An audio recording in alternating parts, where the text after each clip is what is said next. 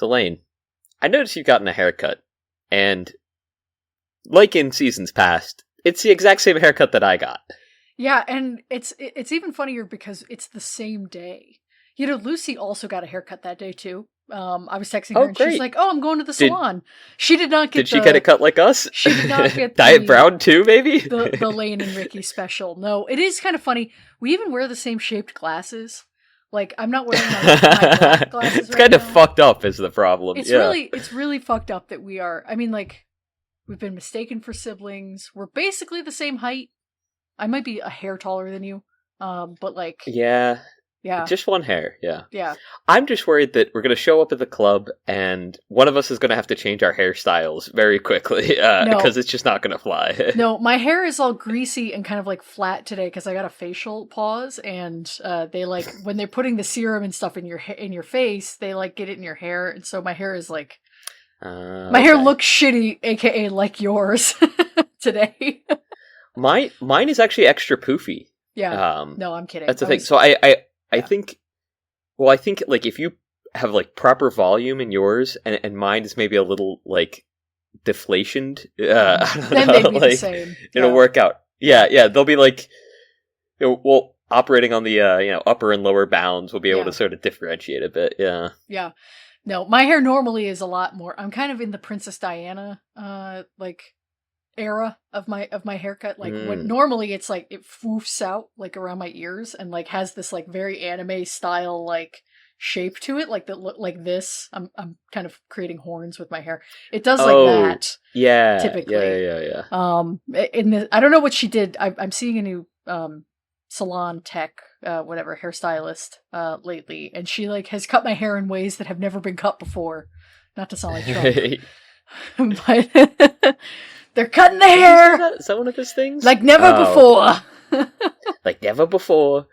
They said it's the best haircut we've ever given. You have the strongest hair. We needed new reinforced scissors for it, sir. There's something funny about how so many people go Cartman when they do Trump. Have you noticed this? Like people like they do like a lisp. Like, all right, Kyle. Like they do like oh yeah, because Trump kind of does that when he's like when he gets really like animated, you know? Yeah, man. 10 years of this. Anyway, this is We Want to Watch. Shortest intro ever. I want to end that conversation immediately. That's fair. This is a podcast about movies we want to watch. That's Ricky. My name is Lane. And this week was a Rick's pick. I'm keeping the train is on time today. We're keeping the yeah. That's fine. I'm fine with this pace. Yeah. This week was Invasion of the Body Snatchers from 1978, directed by someone great, I'm sure, but I don't have the Wikipedia page open. It's so crazy. We've been doing this for 2.5 fucking years, Ricky. 2.5 years, and you still don't come even with any idea. I'm like, do you have anything? And you're like, what? Like, to start with, you clown. I didn't say what. No, but you do. And then you have to Google the name of the goddamn movie that you picked. It's so... People listen to this show.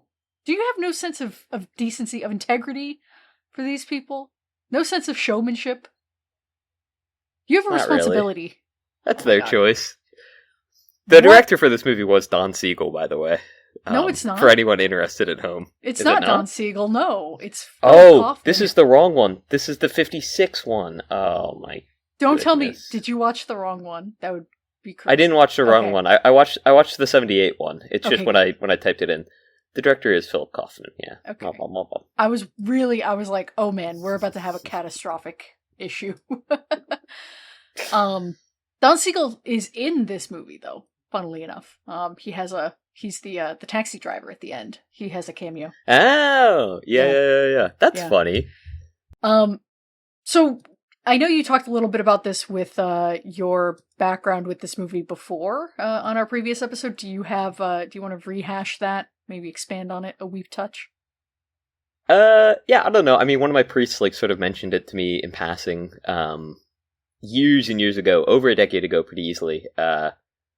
When, I don't know, we were just talking about like movies and stuff, and she said, hey, there was this movie from like, the 80s that I really liked.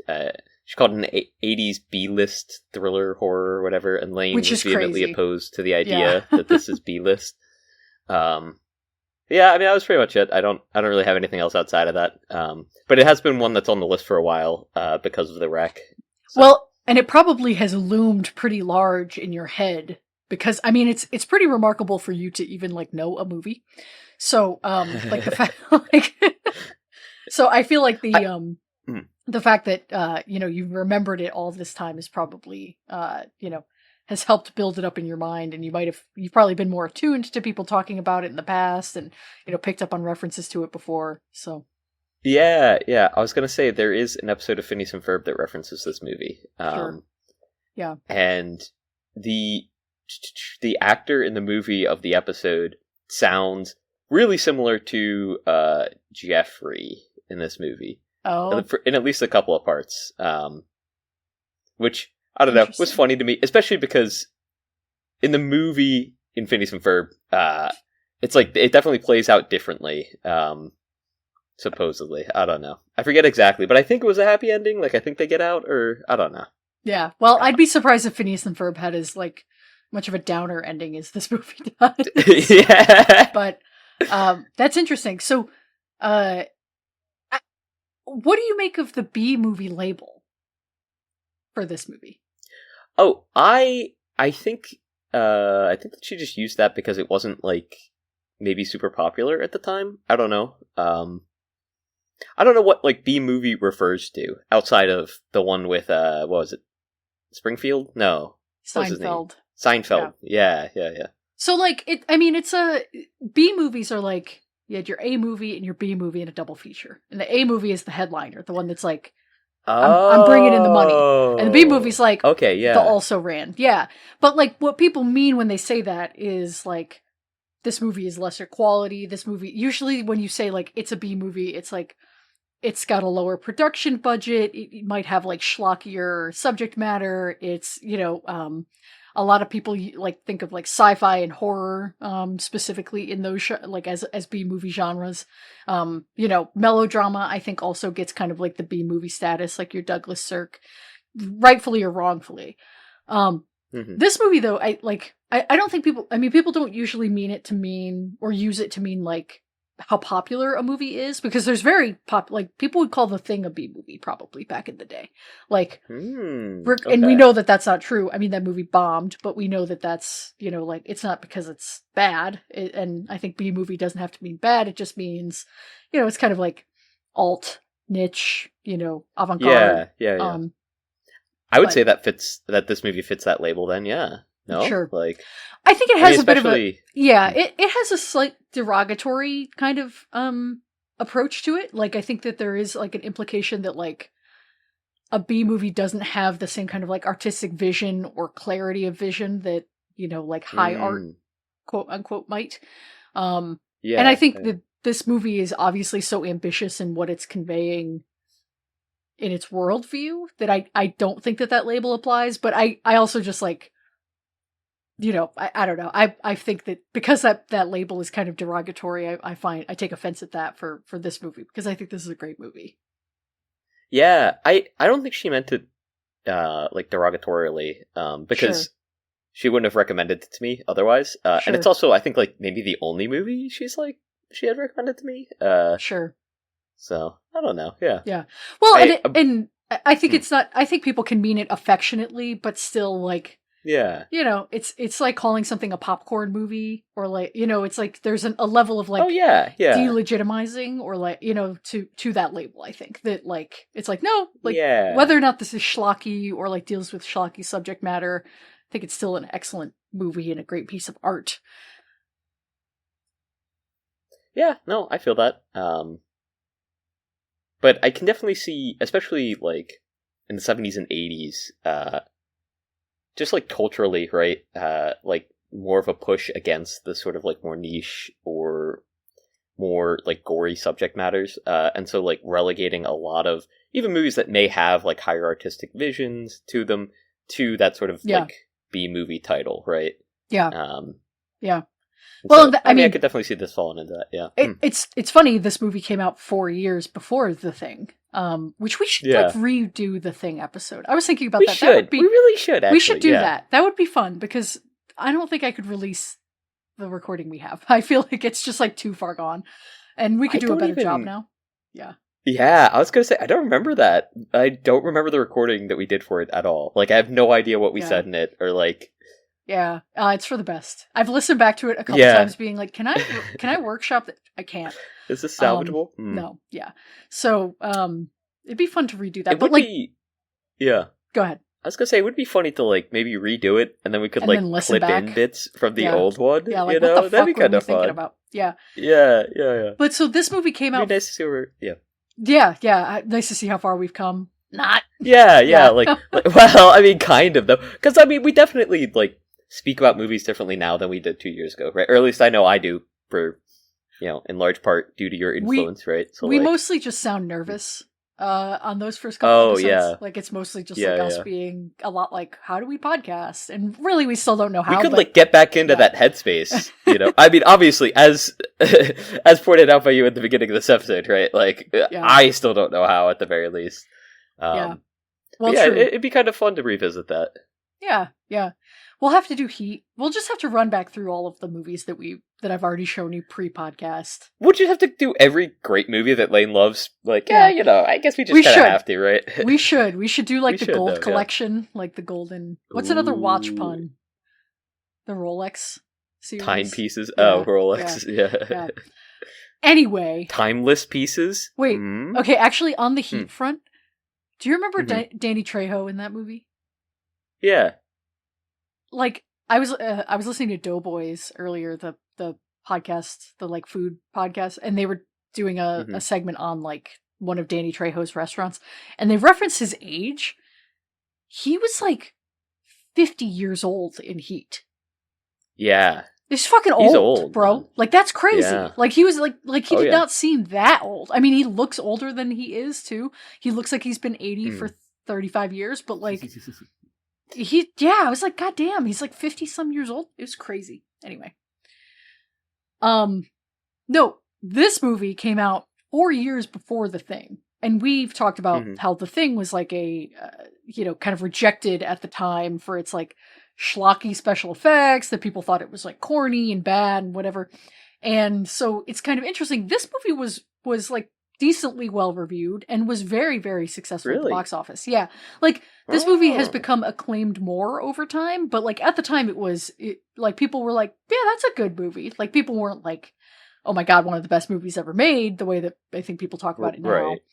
But so it's interesting how those two movies, I would compare them so closely. Like I think they deal with, like, obviously they're so gross, both of them. Like The Thing is on another level, but like they deal with like this like nasty like assimilation body horror in like a social commentary kind of way that is so similar. And so the fact that, and I mean, they're both remakes of movies from like the 50s, so it's just funny that like people were willing to acclaim this one and rejected The Thing contemporaneously.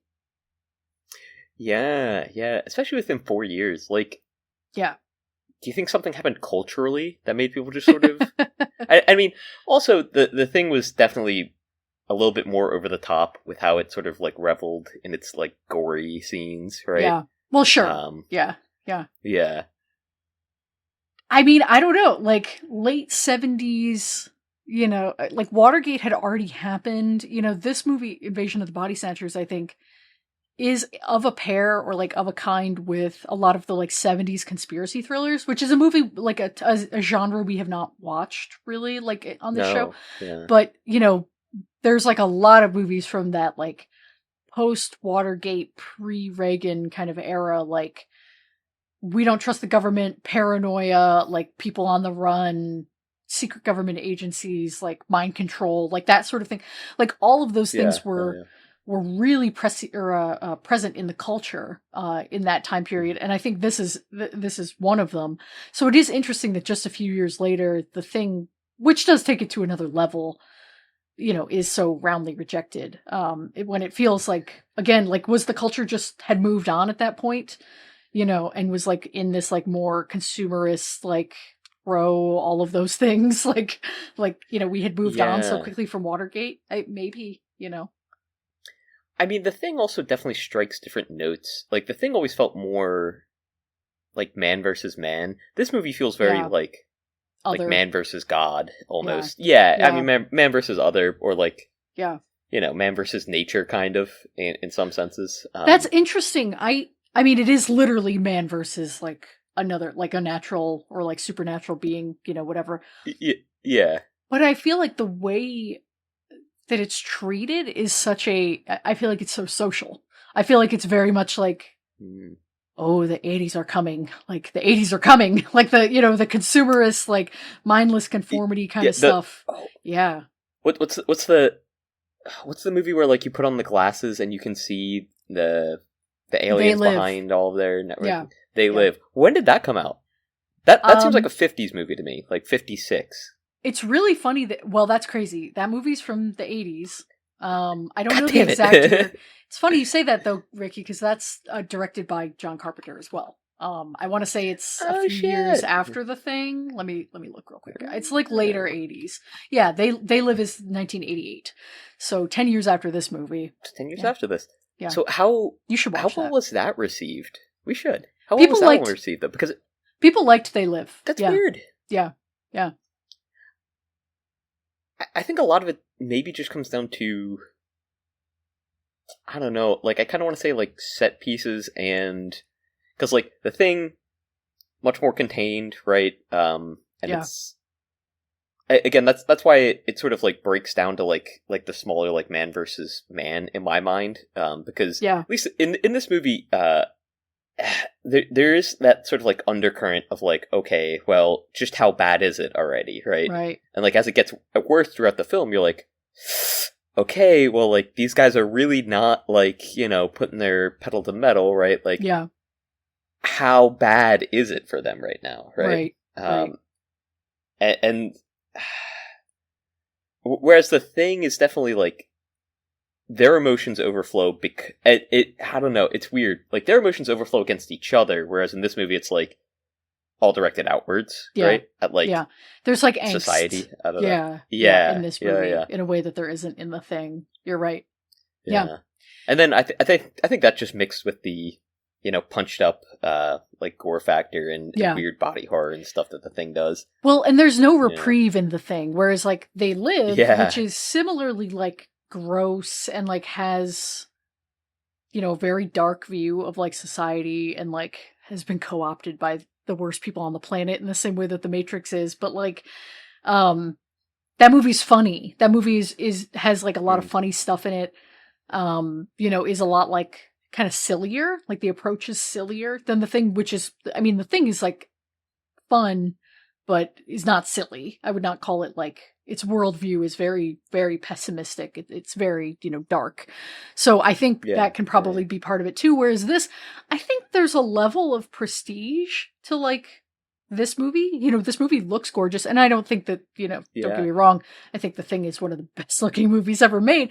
But I think this movie has a little bit more of that like 70s cool thing going for it. Like, The Exorcist looks very similar to this movie in a lot of ways, like the outfits, the kind of like the way that the cinematography kind of conveys these like paranoid tendencies and like fear of the unknown, like all of that I think is a little more stylish, I think, at the time, whereas The Thing was like aggro. I think that was just like such a unique look for a movie. I think that's a big part of it. Oh, Banksy's making an appearance. Yeah, I've been seeing him. He's the Thing. He started sticking his face up in the can. Yeah, he's saying hi. Oh. What's up? You want to say hi to Ricky?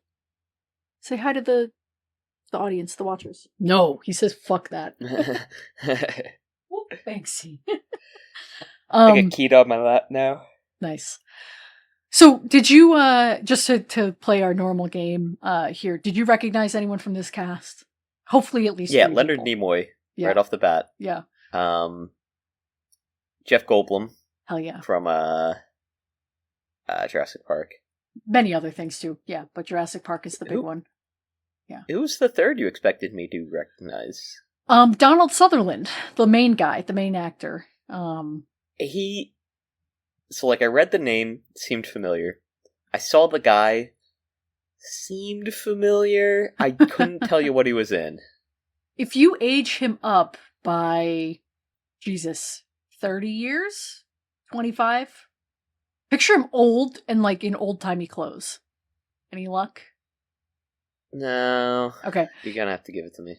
He's Mr. Bennett in Pride and Prejudice. He's Elizabeth's dad. The girl's dad.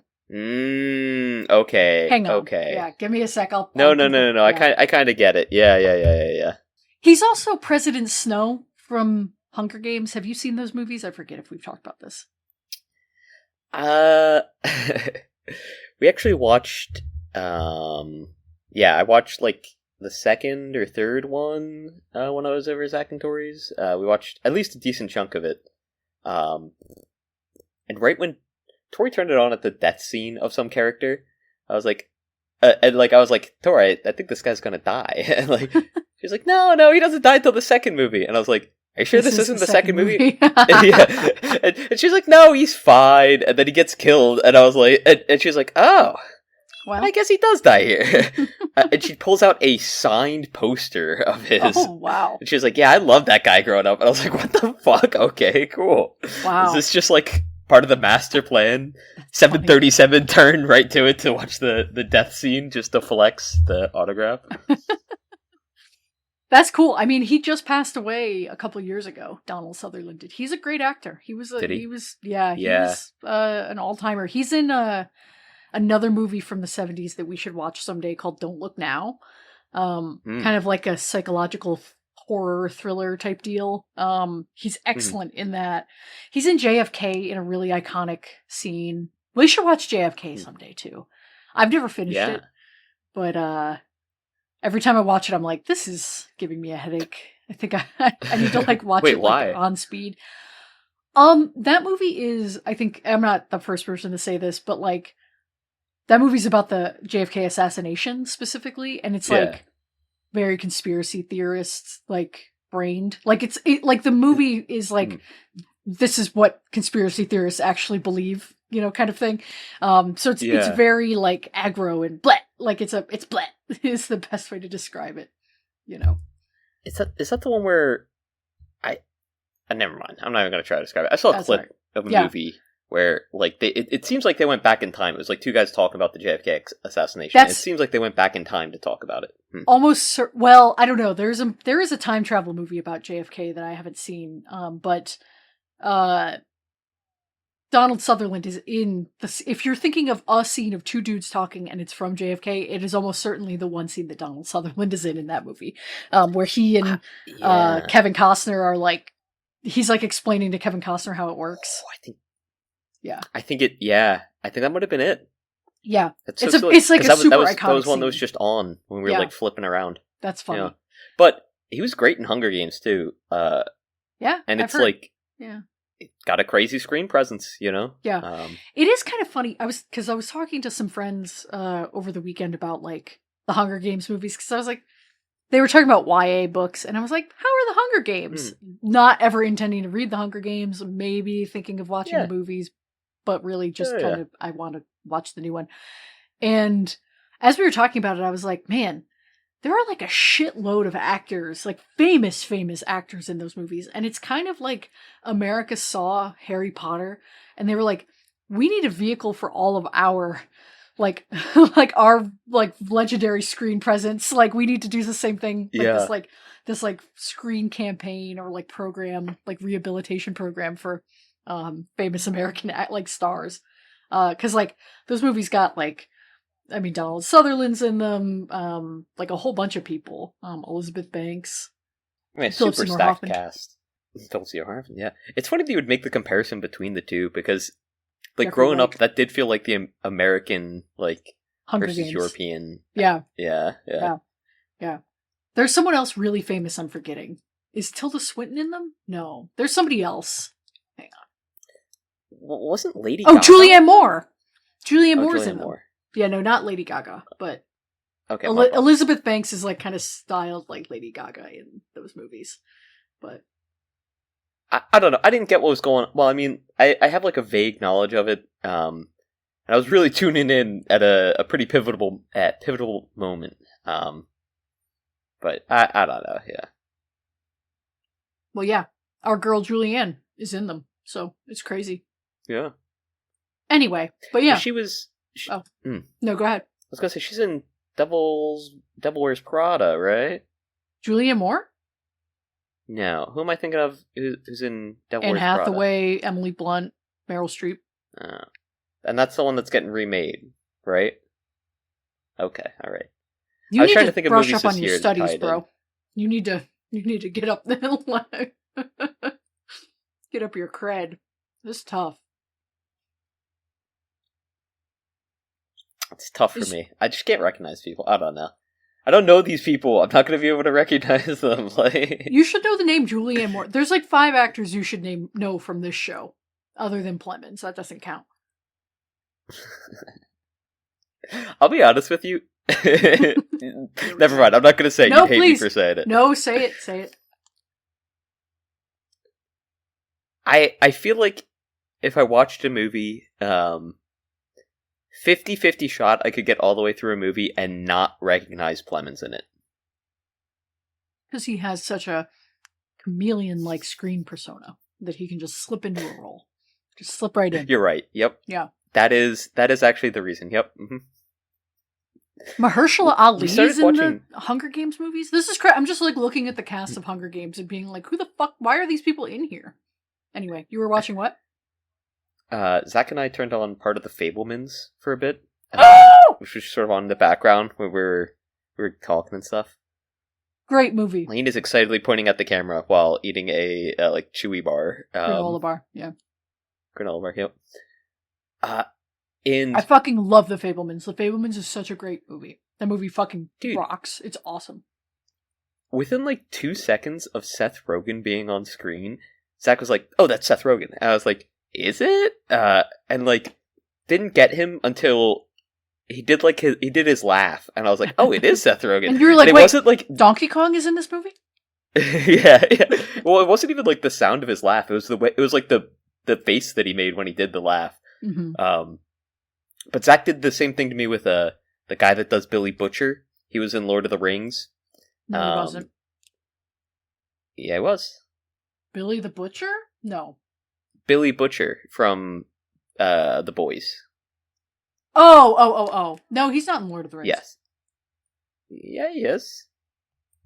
Karl Urban's in Lord of the Rings? Oh, yeah, he's in the 3rd one. You're right, my bad. Yeah. I mean, he does the same thing with the guy from The Matrix, too. Eowyn. I don't remember the actors' names for either of these people, so. Karl Urban. Sorry, if I don't eat this granola bar, I'll die. You're good. Okay. We could've... it's fine. You're fine. I didn't want it until I saw I still had it on my desk from lunch. Isn't that how it always is, too? Whenever if I have food lying around, it's never something that I'm like, oh, dang, I could really go for a Chewy bar right now. But it's like, ooh, a Chewy bar on my desk? A little treat just for me? Karl Urban is, is the guy from Lord of the Rings, the 3rd one. But Hugo Weaving is the one from The Matrix. It's funny that you know... It's funny that you know Karl Urban from The Boys. But, I guess that makes sense. I don't think I've seen him in anything else. You've seen him in other stuff, for sure. He's one of those actors who's, he's, chilled in, 2nd or 3rd build in, action movies and stuff for, 2 decades. He was in Star Trek. Him. He was the reboot, the Star Trek reboot. Yeah, I saw those... I should say those played during, science classes sometimes. I had very lazy science teachers. So, I don't know. Yeah. But I never paid enough attention to... He was Dredd in Judge... He was Judge Dredd in the Judge Dredd movies. He was in Mortal Kombat, I think the old one. Anyway, and then Hugo Weaving is the one from The Matrix that plays or Agent Smith. Yeah. Yeah. He's also in a bunch of shit, but he's good. I've recognized him in a couple of things. Or maybe not recognized, but I've heard that he's in a couple of things that I've seen. Was he in Cloud Atlas? Cuz he's in the Matrix movie, so I feel like maybe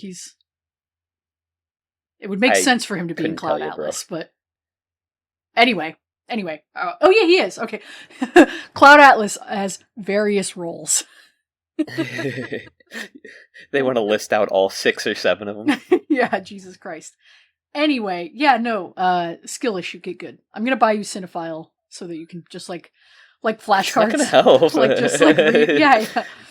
Because the pictures on the cinephile thing aren't good enough for me to be able to like match that to anyone, like a real living being, you know? Well, at least like name and face, you'll get there. And movies, name and movies. Yeah. You can go from there. Alright. Anyway, there was one other person from this movie that I don't think you would have recognized, but that is from another movie that you've seen. Actually, 2 of them. So the woman who plays Nancy, that actress's name is Veronica Cartwright. She is in The Birds. Oh, I've heard the name. Oh, okay, yeah. She's I believe the like flighty, no pun intended, like the neighbor in The Birds that she stops and visits, and then she's also in Alien. So she's the Lambert, the other woman in Alien besides Sigourney Weaver. Okay. Yeah. Huh. Yeah. So kind of cool to see her. From Birds. I don't know. Yeah. I don't She's know if I remember her from Alien. I mean, she kind of has like she's one of the earlier ones to die. But she has the like really iconic scream, I think, where she says like, "Oh my God," when in the chest burster scene in Alien. Yes. And she's crying. It sounds insane. Like she sounds like fucked up. But anyway. So yeah, I mean, all this to say, I know we just diverged for like 20 minutes talking about cast, but I think the performances in this are really, really good. Brooke Adams, who plays the Elizabeth character in this movie, she does a fantastic job. She's like, she brings the right amount of like humanity and like kind of like sadness. And Donald Sutherland too. Both of them seem so like defeated already at the start of the movie, and so then to see like, no, we haven't even started the movie yet. Please hold on to your resolve. It's just like, it's very sad. And compelling, Yeah. I don't know. I think this movie does really well, not just in its performances from like its main cast, but all of the background characters as well. Yeah. It's really well coordinated. The blocking is really great. Yeah. Yeah. I was talking to someone about the whole like super coordinated movies that like Wes Anderson does. Mm-hmm. And how we recently watched Drowning by Numbers, which is also like coordinated in some ways, but like it's sort of like a little bit freer. But this movie feels like, I don't know, intentional in the way that it uses like background characters and their pace, and it's freaky. Yeah, it's super cool and fun, and like even just in the way that like certain characters will stare randomly. Yeah. Because I like missed the beginning of the movie when I was watching it, because like the cats were doing something, so like I had to get up, and then after I finished it, I went back and like I watched like the first 10 minutes or so again. And it really struck me. I was like, oh, because like I obviously noticed it like as the movie goes on, and like as they're doing like sort of chase scenes and the more like incognito scenes, it's like, oh, like there's so much attention paid to like how these characters are moving to make it seem like they really are kind of like hive mind. And then going back and watching the beginning, it's like, oh, they were doing that like in the beginning, all the way at the start. In the park. Yeah. And then like when like she shows up to work already, like when she's walking in the door to work, there are like people chasing down some guy who's like running down the street. It's like, oh, okay. And then when she's in work, there are people who are just like sort of standing there like looking, and it's like, I don't know. It's really because obviously like I didn't really start picking up on those until like they're like at like the not nightclub, but like the book reading thing, you know. It is kind of like a nightclub. It's funny how it's like a party atmosphere in this like Barnes and Noble, like for this like pop psychiatrist, like, you know, who's writing, which very 70s to have like a maniac psychiatrist who's like just spouting like really, like he's not crazy, but his like worldview is so warped, like, and just like Yeah, really out there, like the things that he's saying. Yeah, and like his approach to just like scream at Jeff Goldblum and be like, "See, how does that make you feel?" You're like, "Whoa, buddy!" Like the coke. It's so manipulator-esque because he's like, Yeah. I bet you wanted to retreat from this situation, didn't you? Yeah. And it's like, yeah, because you're fucking screaming, bro. Yeah, like and he's normal like, human response. Yeah. The most normal human response ever to retreat from that situation. Yeah, I think I'm gonna do that. Yeah. And he's like, that's why you have to stop. You have to let go. It's all in your head. And it's like, oh, okay, like, you just a bullshitter. Like, this is chicanery right now. Like, what's going on? Yeah. So were you like familiar with the presence? I mean, the movie kind of gives it all away in the title, I guess, but like, were you kind of familiar with like pod people as a concept, or like how much of this like movie had you like really known before watching? Like, obviously the Phineas and Ferb, probably gave away some of it, but yeah, the Phineas and Ferb bit is pretty spot on with this. Yeah. The Phineas and Ferb movie, it's like, Candace is watching the movie with the boys, and in the movie they can replace people's heads with their own heads. And the only tells that they have are that like they don't really get human syntax. And then later on in the episode, Candace believes that one of her brothers has been replaced by an alien because of that. And it's not true, right? Okay. Yeah. But like, they end the movie in the episode with like, the main character, she escapes, she finds help, and then she tries to like go back to the laboratory where they were, and it's disappeared. And like the end credit scene, she's like, "Oh, why did I believe anyone would believe me? I was a fool, a fool." And Candace does the same thing at the end of the episode, and it's, I don't know, it's cute. It's a fun episode. I really love it. So I was honestly expecting them to maybe not have the upper edge, but definitely not to be so like easily overtaken as like a city and a society as they were. Yeah. So like that kind of threw me for a loop, I'll be honest with you. Yeah. But like, they're just like completely outmatched at basically the very beginning. Like, which is dark. Yeah. Once they like cut the power, I was like, oh, like it's over. There's like, I was like, literally, it's over. Yeah. I guess it was like when he called. I mean, that whole scene where like he calls and they're like, "Hello, they're like, Michael," or whatever. Yeah. Like, and he's like, "How do you know my name? Why are you so worried?" Yeah. He's like, "Who are you trying to dial?" And he's like, "I didn't give them my number. I didn't give them my name. I didn't give you my name." And like, Jeff Goldblum's like, "Just hang up, man. Like, we gotta fucking go. We gotta do something." This is really just like very sad for Jeff Goldblum, because I'll be real, do not like that actor. Never, like, I think he's the worst part of Jurassic Park. I think his performances and everything are really grating. I find his whole thing really grating. And this is really sad, this movie is, because when he has become a pod person and he doesn't do all of his Goldblum things, I'm like, oh, you could do something else, and you just choose not to every single fucking time. So this is like the worst like exposure to, it's like, oh, this is what we could have had. The biggest condemnation of his entire career. Yeah. I can't fucking stand him. I like really, he's like I don't dislike I think a lot of actors, but he's really up there. Anyway. Yeah. Did you wish he never bloomed? Yeah, definitely. I think you put someone else in I think you put someone else in Jurassic Park, and that movie like is president. Like I think that we would have elected that movie to Congress. Unanimous. It's just like it's elected. It's over. Yeah. So the every time I watch this movie, I'm always like, the grossness of it really takes me by surprise, because I think that like. You think like, okay, it's the 70s, it's going to be like this like kind of pulpy sci-fi, whatever, how good can the effects be? And it has a bit of that The Thing going for it, where the effects are so gross, but they're also so numerous. There are so many scenes of like nasty shit happening, or like the mud baths, which are just like gross in general. Like an indoor mud bath is like crazy. Like that shit stinks. Whatever happened to that, man?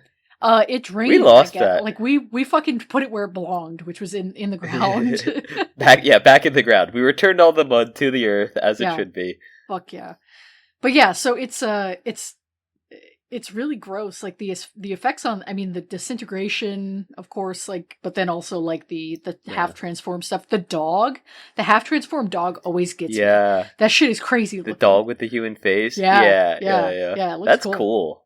Yeah, it's really fun.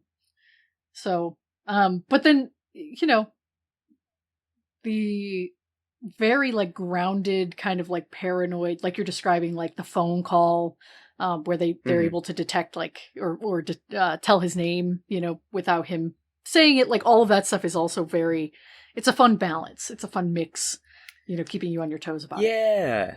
Yeah. And I mean, it definitely, like, there's a lot of times with movies similar to this with like the system's out to get you, or like the system is in some way fully controlled, where it feels really unrealistic. And this movie doesn't hit that for me for some reason. Like, I'm watching it, I was like, oh, well, like, first night, a couple of people get infected, sure, fine. And then they sort of coordinate how to best spread, like, the spores or whatever. Second night, if you don't know about it, like, most people are just, like, no defenses. You're kind of screwed, right?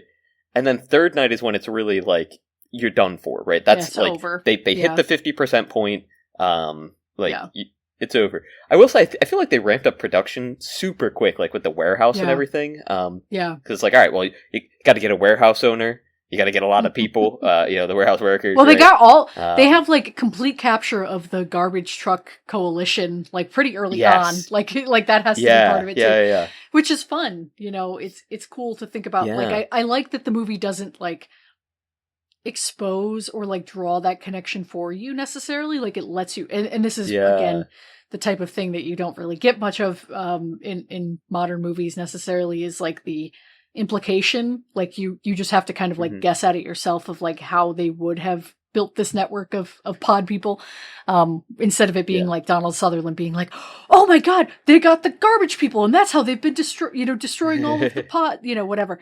So that's very nice. That's a nice part of this.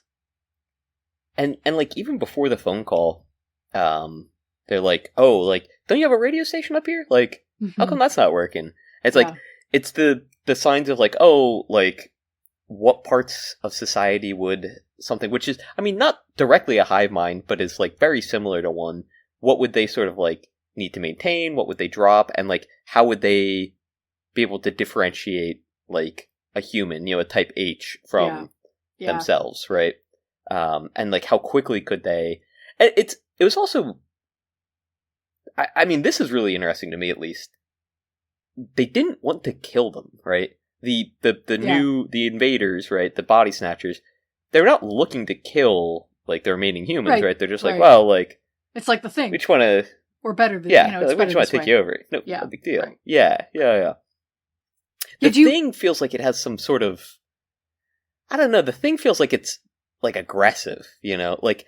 I mean, A, it is taking over all life forms, but B, it feels like it's like it's I want to infect and kill fucking everything. Yeah, and it's like, that, I mean, that at least I feel like could turn people off to that more than this movie, right?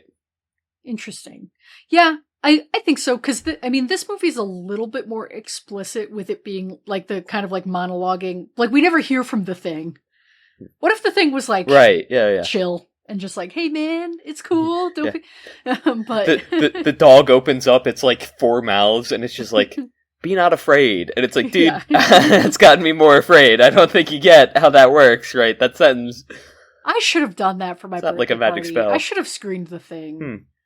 That would have been great. I like next when year. I saw that. Yeah, right. For 31. I will be that's my Thing year. It's like my Jordan. You could do year. it. You could do it in 3 years. Then 33, thingy thing. I don't know. 30 thing. We'll workshop it. Yeah. When I saw that movie on the big screen a couple years ago and saw for the first time the dog's banana like peel head split open on a big screen. That's a good way to put it. Yeah. Just like an orgasm. It was awesome. But so Do you no. know? Oh, Go ahead. this is dumb. Do you know That's Peely okay. in Fortnite? No. Curtains for Zusha. Banana Dog. Okay. Banana Dog. That's it. Sure. Yeah. And whenever I would see him, I just sort of think like that kind of you thing. split that open, it's the thing, right? The way you said that made me think of Banana Phone. Do you remember that? Ancient Banana internet phone. lore. Yeah. Ring, ring, ring. Banana phone. Oh yeah. Hell yeah. We're losing the ancient texts. At work, I maintain the documentation for basically our whole department, and I'm the only one who does it. And so whenever I talk about it, I'm like, by the way, guys, there's Easter eggs like on the website, like because it's like the documentation website is a whole SharePoint site. And I've embedded so many like old YouTube links and like clips to movies and shit that people just will never find because no one ever bothers to read the documentation for shit. But like, so I have the, you want to play a little game that's on there. Oh, that's a good one. There's quite a few. Anyway.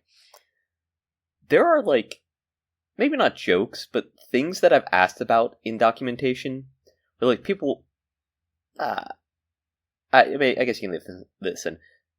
We have something called a design fungus.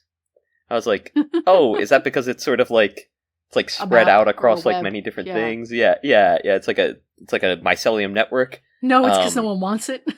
Like the guy that was like showing it to me was just like, oh yeah, maybe, I don't know, just what people call it. And I was like, hello, no curiosity, no like verve, like you have no joie de vivre. Like what happened to you, bro? Like you don't want to know why? Like it's funny. Yeah. I have named a bunch of the stuff at work just because people will be like, because when something comes up and people don't know what to do or call something or do about it, I will make a judgment call. I will just put a name to something, whatever. Yeah. Just like, can we move on? And so there are so many things that are named. Like we have I'm going to bleep this, but we have something called jail at work because I was like, we need a holding cell for like the that we're not ready to like, process. And I was like, I don't know, jail. And it just kept getting called colloquially jail. And now in the program, it says jail. I'm like this is, so my impact. Well, since you're already bleeping that, probably bleep this as well. I worked with someone who, we were making something for just like a bunch of new hires because we had like over 200 people helping us on like one program for this was months, at right? The Kremlin? Yeah. Lane, I could be killed for my company for you saying that officially, just so you know. But cool. I'm gonna send it. Don't worry, I'll send it to Putin first to approve, and then he can give us the stamp. Yeah. Part of like what we're doing, like he called part of it like it was just like each of the steps was like like maintenance and like review, and then like it was just I don't know, which it's just like a lot of like funny stuff. And like he was so proud showing it to people, and they're like, all right, cool, thanks. And he's like, but guys, like. Get it? Yeah. Nobody like yeah. And that's what I would kill to have somebody with that like level of like dorky enthusiasm for the industry at my job because like man, it beats the hell out of like the corporate buzzwords where it's just like I'm going to use those types of like analogies or like anecdotes, but they don't apply. Like today, our fucking shithead CEO who fucking sucks and I hate him and I hope he drops dead. He was giving this fuck that guy for real. He was giving this this like anecdote about how non-negotiable like it was going to be to like adopt Salesforce or something. And he was describing, because this guy used to be in the like he was like an underwater welder or something, like an engineer. I don't know. Literally the most dangerous profession in the world, by the way. Well, and that's what I wanted to be an underwater welder growing up. God, can you imagine? You can't even fucking drive a car.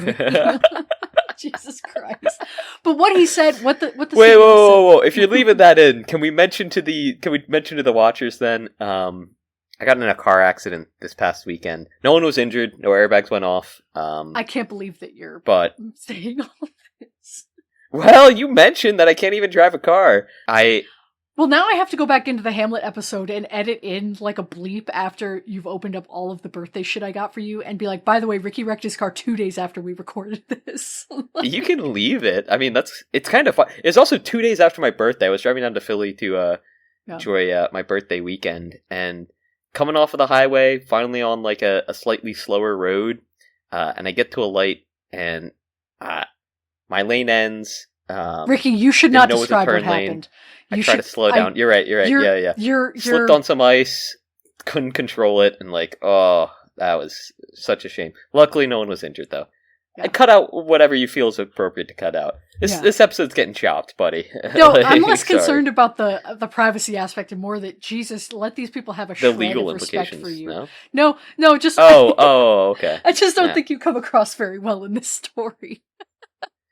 What, dude? There's so much snow and ice, and Ricky, I don't know. I couldn't see on the road, and I didn't see any signage for like right turn only. My bad. I'm sure it was there. Like, I'm sure there was. No, signage. I'm not saying it wasn't. I'm saying I didn't. I'm just saying I didn't see it. You know. Right. Well. Right. Anyway, my shithead CEO was talking about how it was non-negotiable for us to adopt Salesforce, and he was describing how after he had some accident at a prior job, and there were 3 dead people, like casualties as a result. Jesus. That they were like, now to like use our tag out, like lockout measures is non-negotiable. And it's like, bro, this is not the same. Like why are you comparing these two things? Like, just like the like C-suite like urge to catastrophize like bullshit about spreadsheets is just so crazy. Like, it's not that serious. Like, yes, it's important. Yeah. People aren't gonna die because they didn't fucking use Spectrum to log their time. Like, it's okay. Like, yeah. Anyway. Yeah. Pivoting on this movie, because we've kind of gone all over the place. What do you make of like the allegory at play here? Because this is an older story, like this book is from the 50s, was originally like the movie was from the 50s, and then this is a remake. What do you make of like the political allegory of the pod invasion?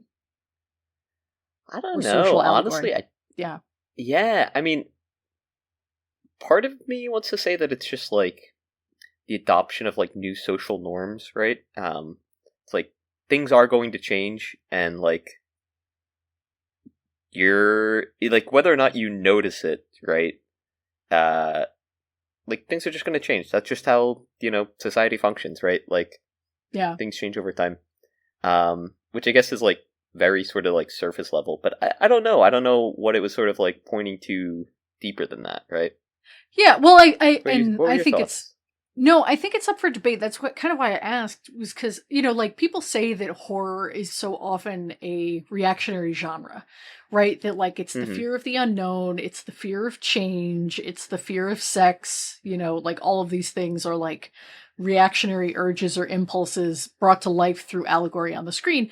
And I think that there's truth to that, right? Like you can kind of trace a lot of these like trends or like stereotypes in horror back to change or social kind of like anxieties of the time, right? Like the war on terror, war on the Middle East, like a lot of those like torture porn type movies, I think were kind of like from a lot of those anxieties. Slashers in the 70s and 80s being born of like this like quiet anxiety in the suburbs, like those types of things are very, I think, like you can make a really strong argument for that. And I think the paranoid thriller / like horror, like this movie of the 70s, seems like a reaction to kind of like both Watergate and like the shattered illusion of the 60s. Like I think that's like the idea of like, well, that didn't work, of like the civil rights movements and other progressive like labor movements and feminism and things in the 60s and kind of early 70s that just like petered out. Those I think are I think you can kind of draw that parallel here of like, not necessarily that I kind of am of two minds. Like, is it really the fear of change that this movie is kind of saying like, we don't know what this change is like this new society is coming, who knows what this means, which is a reactionary kind of impulse. But then it's also like, they mention in that kind of confrontation with the Leonard Nimoy character at the end, where it's like, you won't have any more fear or anxiety or what, like he's kind of describing all these things that you'll be free of once you've transitioned into a pod person. Yeah. And so it's kind of like, right, is the worldview of this movie or the perspective of this movie like this type of conformity and consumerism. You know, he even says something like, you'll have the same life, you'll still have your car and your job and your house, and it's like all these like material possessions, you know? So it's like, is the idea that like this consumerist like conformity is bad, you know, and that's what the kind of like resistance is to, you know, I think it's kind of dual-sided. It's interesting to kind of like grapple with those. And obviously if this was coming out of the 50s, there was a whole host of anxieties then that were different 20 years later. So yeah, but I feel like underlying it is always like you said, that fear of change, right? I think the sort of like consumeristic view of it is really spot on, especially with that conversation, and in showing the scene like after our main guy gets like got, where he just still goes into work, yeah, and he clips the newspaper as well, right? Like, so he still kind of has his like hobbies, but human it's not stuff him anymore, right? Right. It's soulless. Yeah. Right. Well, and like there are other movies where it's like you have been replaced with a replica of yourself or like a doppelganger, but not necessarily like this movie is very clear in portraying those people as like emotionless and humorless and loveless and like there's nothing going on inside. Like they're very inhuman. Whereas like, you know, what like the Thing, it's not really clear that there's any change other than like the fact that there's, you know, we know it's a different organism, you know. You could maybe you do still feel love and you know, have a sense of humor and like humanity and maybe even empathy, like who knows, you know, what that you seem to appear on the outside the same. So it's kind of interesting, like, you know, it seems that it's not just that you're being replaced and that you might be gone or subsumed, but specifically that like you're living an empty existence after the fact. Yeah. The Thing felt like the Thing cells like activated at a certain point, right? Because wait, Thing cells is great. I'm a Thing cell. Get me a T-shirt that says Thing cell. Oh yeah, I've been Thing maxing. But like when they're doing the blood test scene, right? Like all of them are like, listen, like dude, like calm down. Like they're displaying emotions the entire time up until the Thing gets its blood tested, and then it's just like. It's like, oh, okay, time to activate Thing mode. Yeah. Like, I am going Thing mode. Dude, I would love to go Thing mode. That looks so fun. Yeah, Are you kidding? I get lit on fire. Like, that's awesome. So, yeah, I don't know. It's... I do think it's two very different, like, interpretations of, like, loss of the self. Or, like, you know, being subsumed, or consumed or subsumed by... something greater or some alien, you know, some other organism, that just like fully replaces you.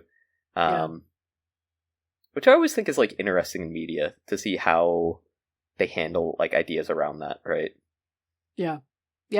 Especially in terms of like what secondary motivations they give you, right? So like the Thing is just trying to spread, right? Yeah. And in this movie, like, it does feel like, when they're having the conversation with it, it's like, listen, the purpose of life is to survive. We survive. Okay? Yeah.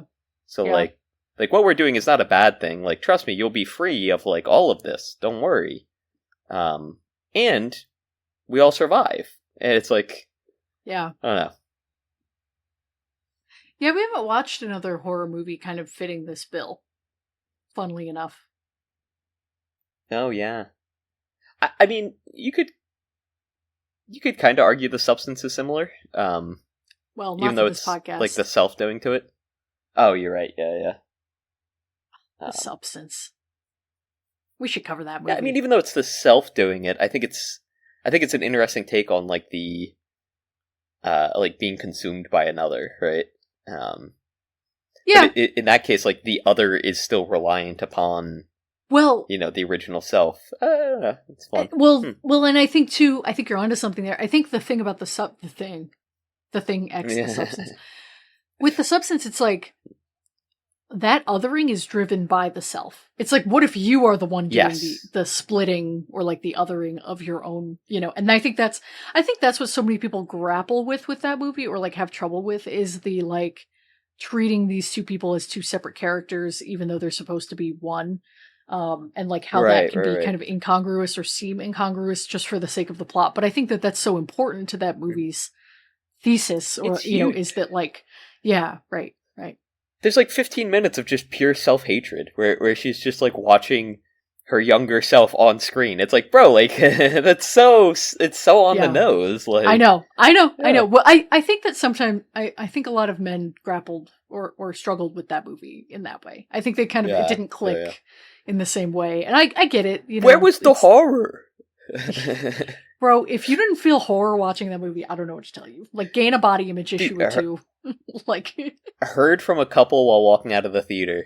Like, where was the horror? I don't know. It wasn't even that scary. And I was like, all right, guys. So like, crazy. What are we doing here? Her ear falls off. Like, with her teeth falling out scene at the end? Yeah. I mean, even if you want to say that, like, only the end of that movie is, like, very horror focused, like, sure, fine, whatever. But you're wrong. I don't know. Yeah. You're wrong, but, like, have your opinion, fine. Back to this movie, though. Oh, see, I was going to take us in a different direction. Where are you... Take us. Like, if you had to rank, like, body parts falling off or, like, stuff happening to them, like eyeballs, teeth... I don't know, is there a third one that people, like, don't like? Like, do those... Like, teeth stuff doesn't bother me. Hair, yeah, I guess hair falling out. Those are, like, the normal, like, ones that you see in movies. Yeah. Or, like, eyeball gouging. So, and I'm gonna bring this up now, and you're gonna hate me for bringing it up now. Over the weekend, I watched Tusk with Zach and Tori. Why did you not lead with this, motherfucker? Oh my god! I asked if you had something to lead with. Oh my god! Anyway, Tusk. So goofy ass movie. Yeah. Fun. That was fun. I liked it. Yeah. Yeah. And they do some teeth stuff in there, which I thought was pretty interesting. A whole lot of like weird body horror stuff. But it was too... I don't know. Like, as soon as you see him on that rock... Spoilers for Tusk. As soon as you see him on that rock, you're like, oh, this is a guy in a suit, right? Sure. It's like, alright, fine, whatever. But the intermediary is very creepy. Like on the transition journey is very... Yeah, it's upsetting. Yeah. When he's on the table getting cut up, that's a bit creepier, for sure. The impact, I think, of like a lot of those scenes is also kind of like retroactive, just because like during the very first scene after he loses his leg or gets his leg cut off, the guy is literally sharpening his bone to get it ready, like as a tusk, and like it's so it just adds that like layer of like I don't know, like weird psychology behind it, though. Like, this guy's way too comfortable. Even before it's revealed that he's like done this before, it's like once you realize like that's what he was doing that early, it's like, so like this has been planned for so long. Yeah, I don't know, but yeah, I don't know. I think like going back to the rankings things, Teeth is definitely pretty high up there for me. Really? I used to have a lot of nightmares of teeth falling out, crunching my teeth together and like having them break apart, having them fall out, having like bits of tooth left in my mouth and like digging out parts of them. And so movies where that happens, like generally are like pretty impactful for me. Sure. Like there will be specific scenes where I'm like, oh, weird teeth, don't like it. And especially like teeth coming out through people's faces, like if they have like their face like bashed or something like that. That's always pretty freaky. Sure. Outside of that, I don't know. Yeah. Interesting. What about you? You said you're pretty fine with like teeth and eyeballs don't bother me. blood, Hair eyeballs. doesn't. Yeah. Like needles, that doesn't really get to me either. Like injections or like being injected. Teeth actually like Kind specifically. of depends how they do it. Sure. For me, at least, yeah.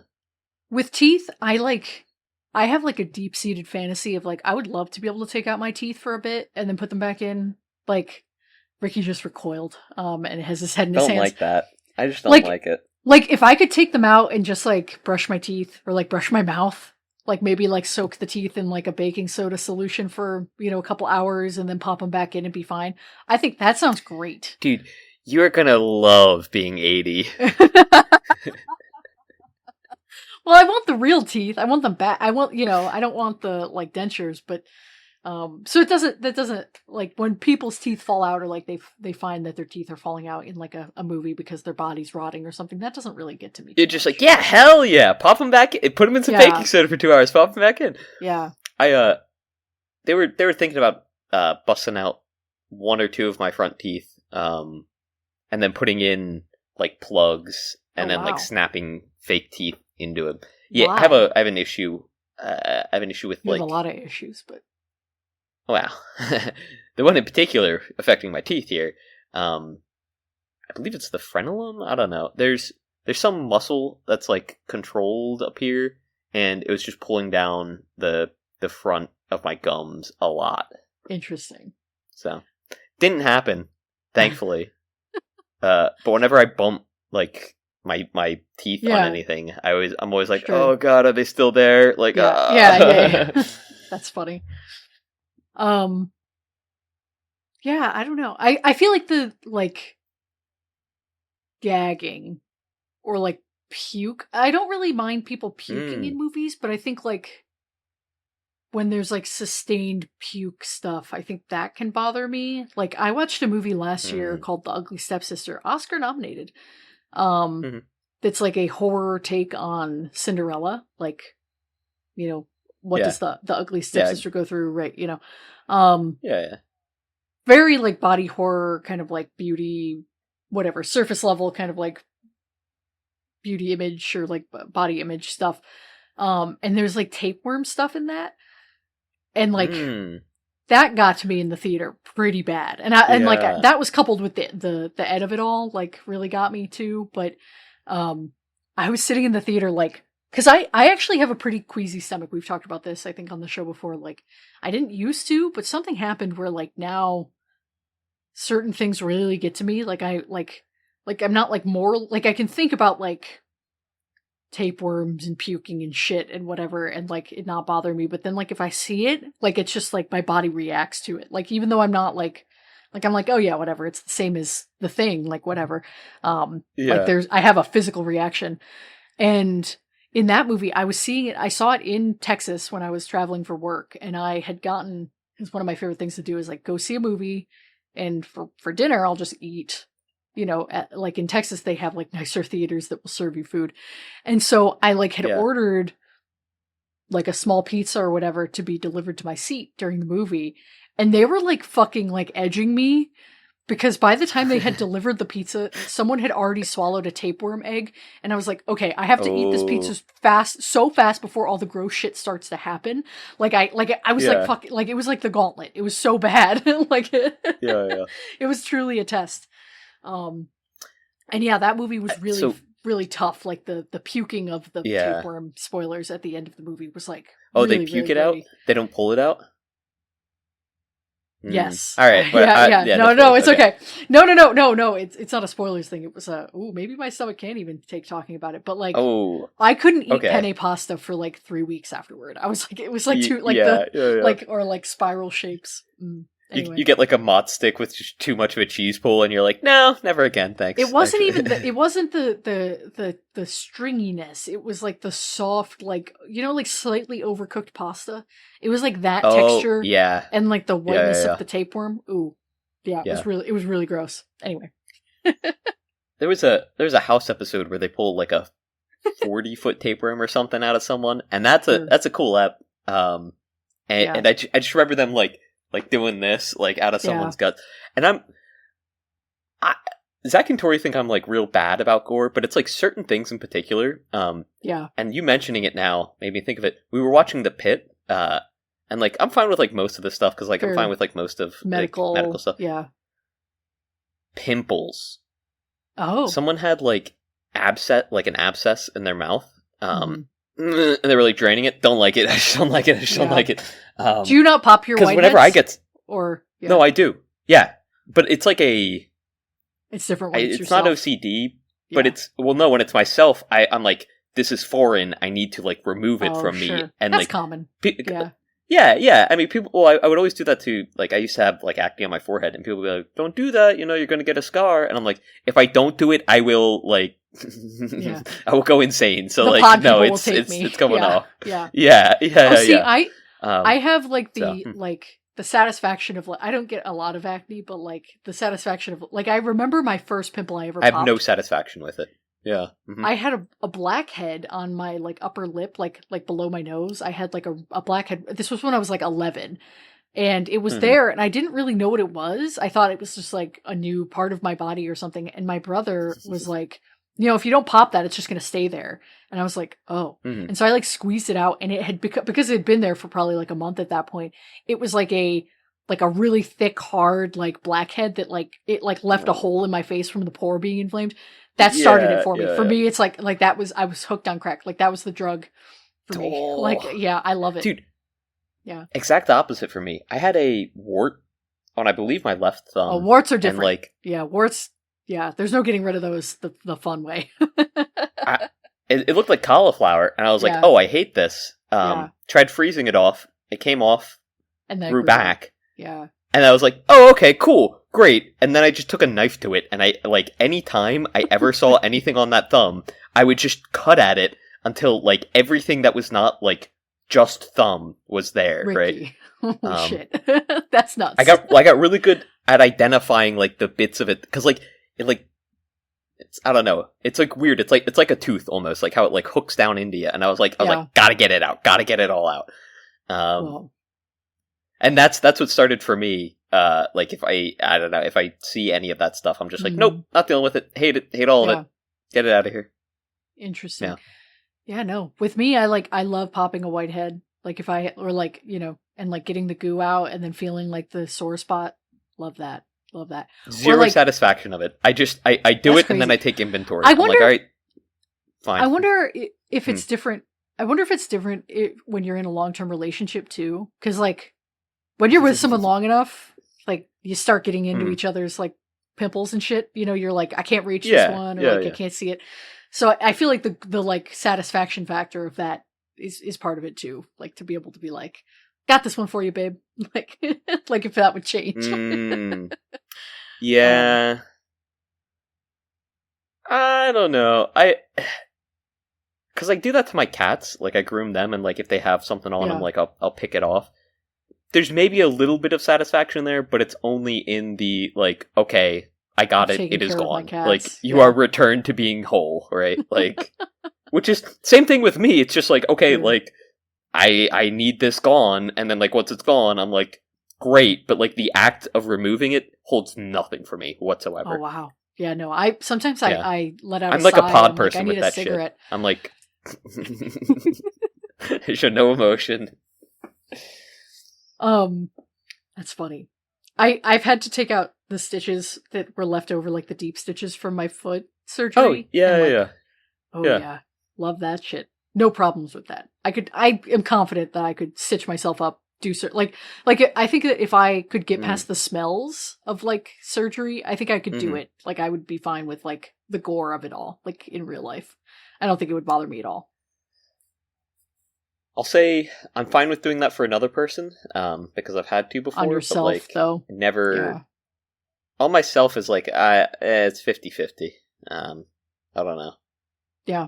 At the same time, I'm fine with, like, cutting bits of myself open if I got it. So it's like, That's crazy. Yeah, that part's nuts. I might bleep that. That was not crazy. I was really pissed off. Dude, I was like... I had to use, like, different knives for it, too. Like, I was like... All right, let's get back to the movie. Like, Jesus Christ. Let's get back to the gone movie. Off the fucking rails. Let's talk a little bit about the cinematography of this movie. I think they do a great job of, like, blocking the shots that feel... Not just, like, you're seeing people, in the background kind of, like, running around or staring, but also just, like, the actual lens feels so voyeuristic in so many scenes of, like... Yeah. Especially in the beginning when Matthew and Elizabeth are like developing their relationship a little bit more, and Jeffrey is kind of like, he's initially turned and they have this like outsider thing going on with him. Their relationship and the way that they like start to kind of like canoodle or like kind of confide in each other, it feels so like you're kind of like looking at something you shouldn't be, like just the way the camera is like set watching these people like from around a corner, or like it feels like you're peeking in on them, that adds to that like whole atmosphere of creepiness. And then by the end of the movie, it's consumed the whole thing, like these tight shots of people's faces and stuff that just feels like claustrophobic and upsetting. It's cool. It's awesome. And I mean, great car and movement scenes in general. I mean, we talked about like the background several actors cars like moving each other, yeah. but yeah. I love cars, and I love scenes in cars and like how they get you shot. Love cars. And how... Okay, car brain. Sorry, go ahead. You're the car. So I don't know. It's super interesting to me, at least. Like, I mean, the one where like they see the guy that tries to warn them, and then he sort of gets like, you know, taken by the rest of them, right?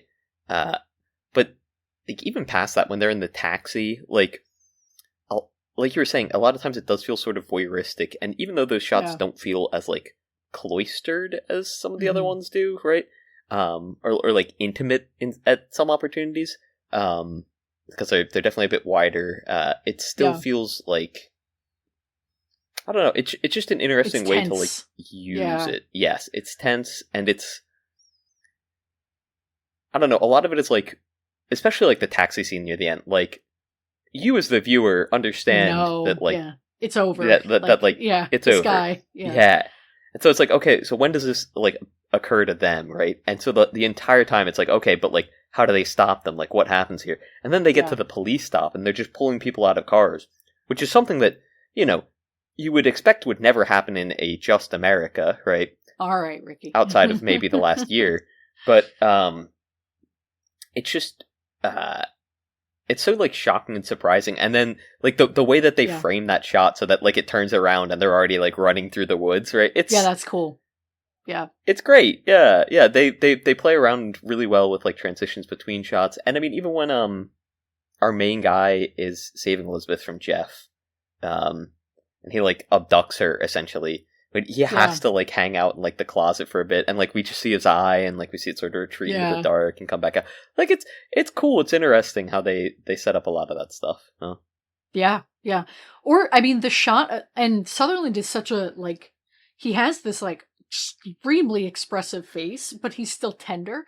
Like he looks like no one else on Earth, right? So he has this like character actor kind of face, but he still looks so like. Yeah, like he has these huge eyes that are so expressive. And so when Elizabeth dies in his arms, you know, when she like disintegrates and he's like freaking out, the way they shoot him is very upsetting. Like he's like just like basically collapsing, like his voice is like folding in on itself because he can't scream, like he's like just so terrified and sad.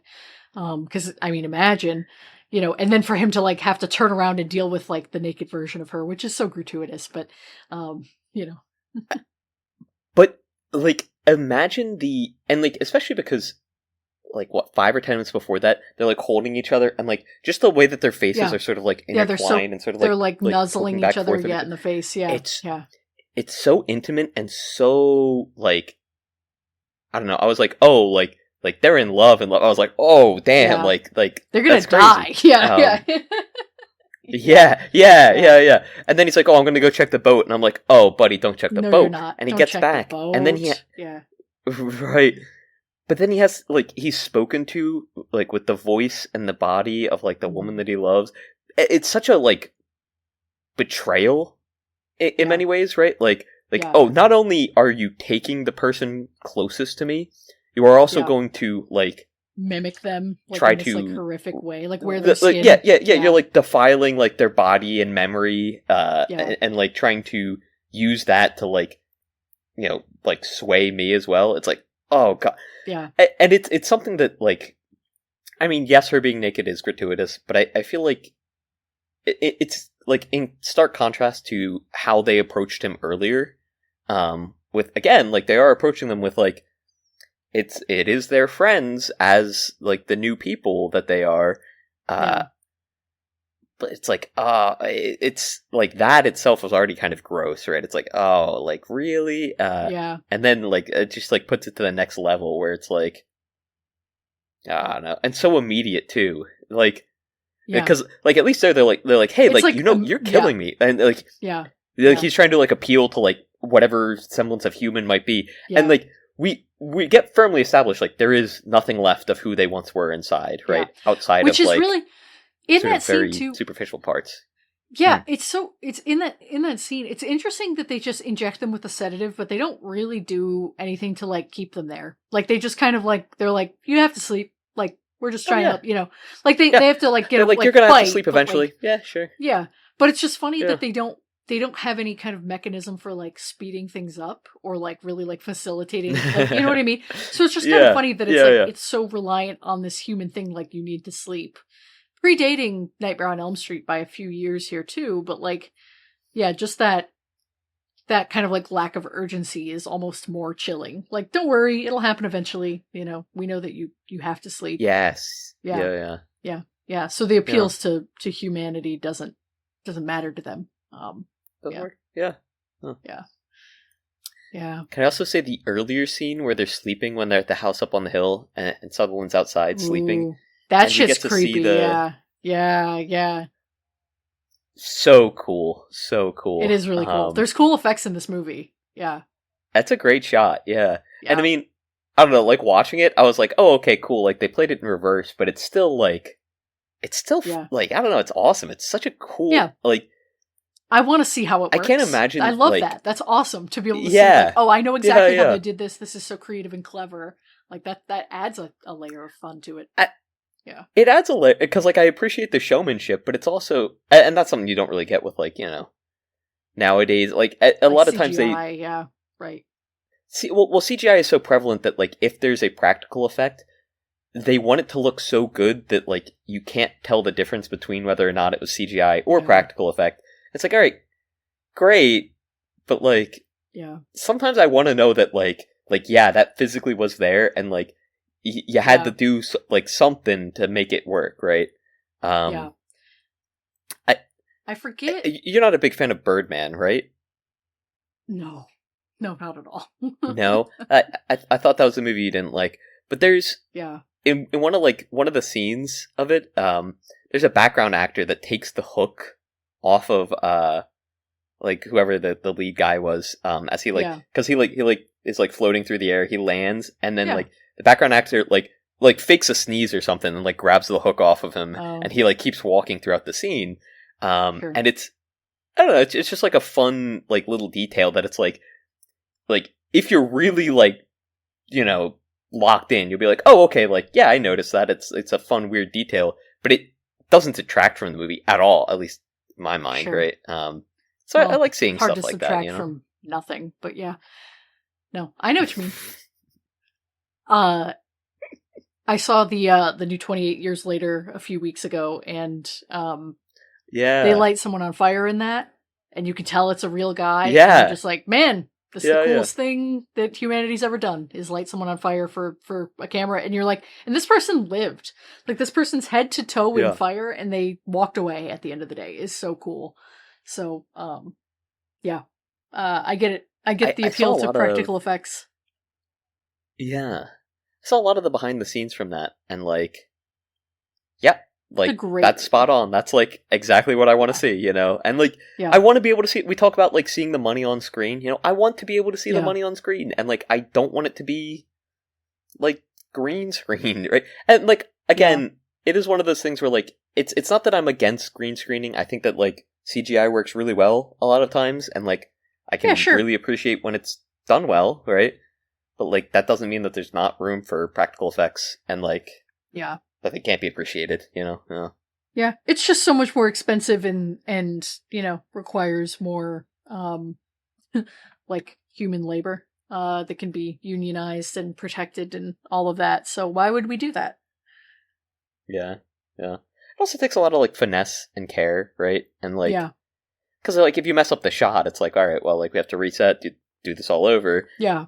If you mess up the CG, it's like, oh, alright, we'll just fix those couple frames, you know? Yeah. But there's it's a shame. Hundreds of frames, but it's like, okay. Yeah. I get what drives it, but it sucks. It's anti-human and anti-art. Yeah, it sucks, yeah. Oh, yeah. Anyway, on that note, there are 2 other remakes of this movie, or remakes of this story. Hmm. I remember seeing the one from 2007, but I don't remember liking it. It has Nicole Kidman in it. Other than that, I don't really Hmm. remember. Hmm. Otherwise, yeah, I have not seen the other one, or the original. I Have you don't seen think.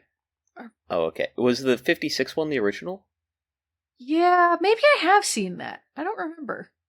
But Hmm. yeah, if I have, it's been a long, long time. So, but Do they all end the same? Is it? Do all of them sort of have that like? Well, like. I guess so. I mean, yeah, we should talk about the very ending of this movie. Great ending. Very chilling, very Yeah. iconic ending. Yeah. Yeah. Yeah. I don't know. I don't remember. I feel like the pessimism of this is the point. So feels Yeah. weird if they don't end in that negative way, but maybe, I don't know. Couldn't tell you.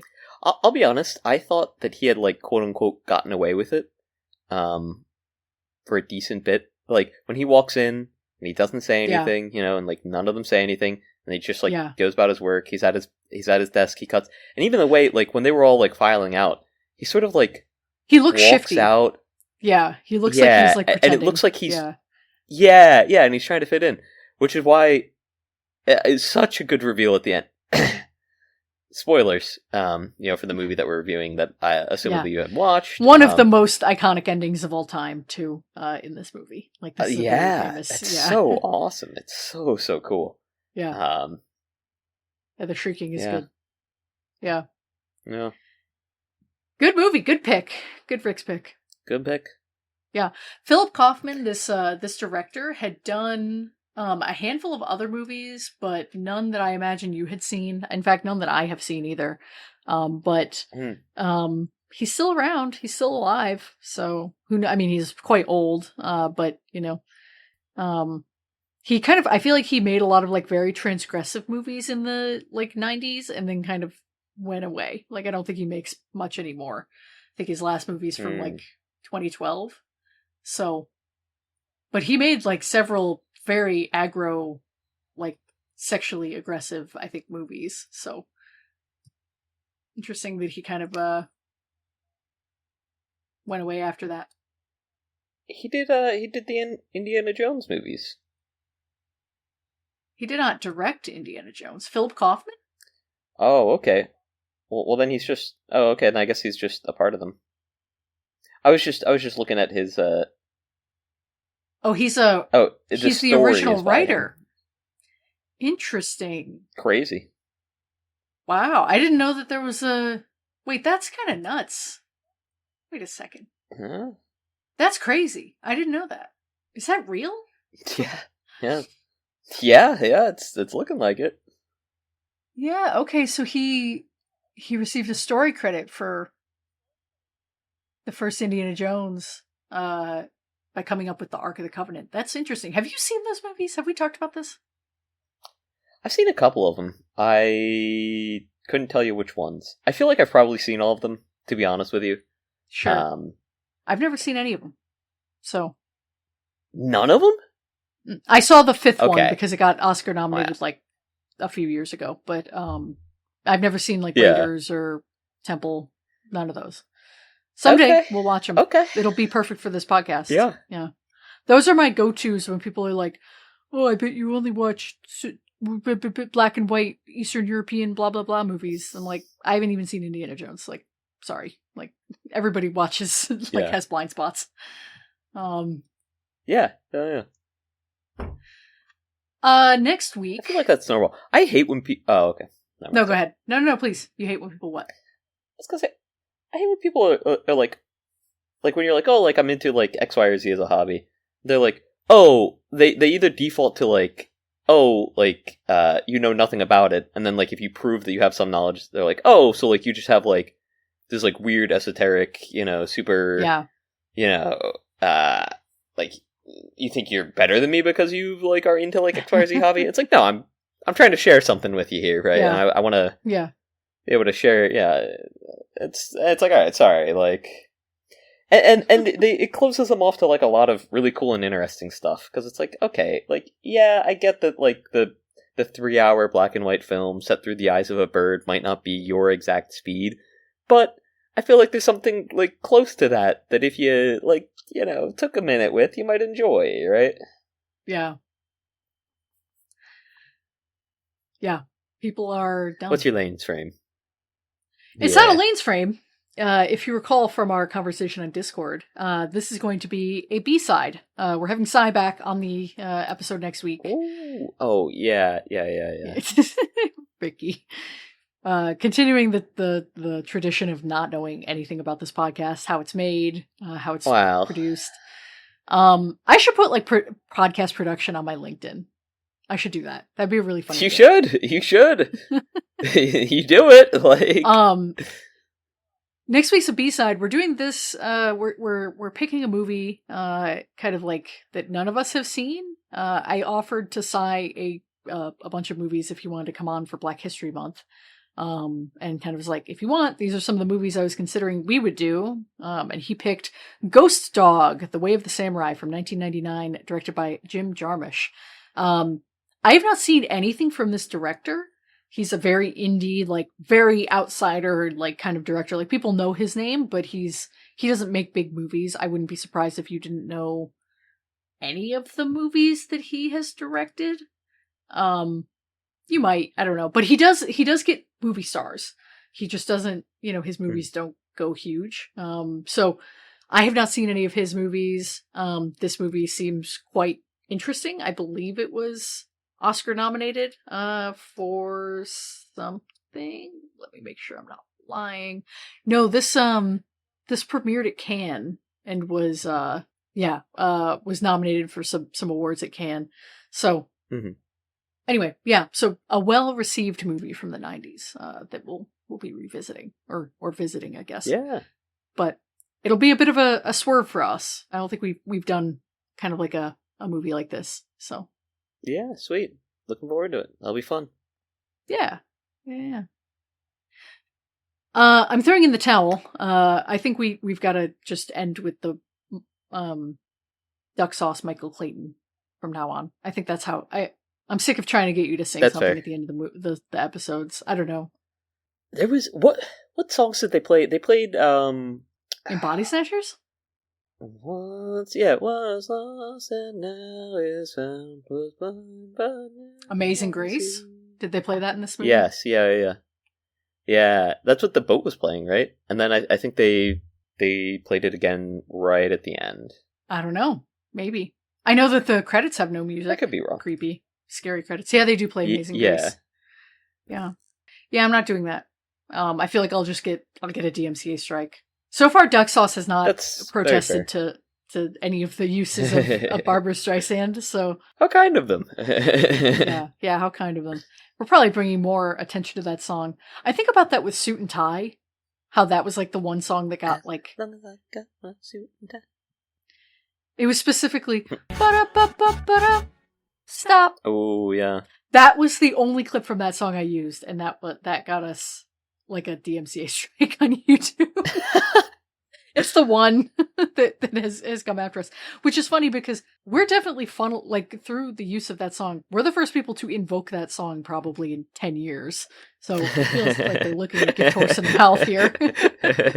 But, oh well. Yeah, come on, Timberlake, give us a little something. You ready, JT? Ooh, ooh, ooh, ooh, ooh. Michael Clayton.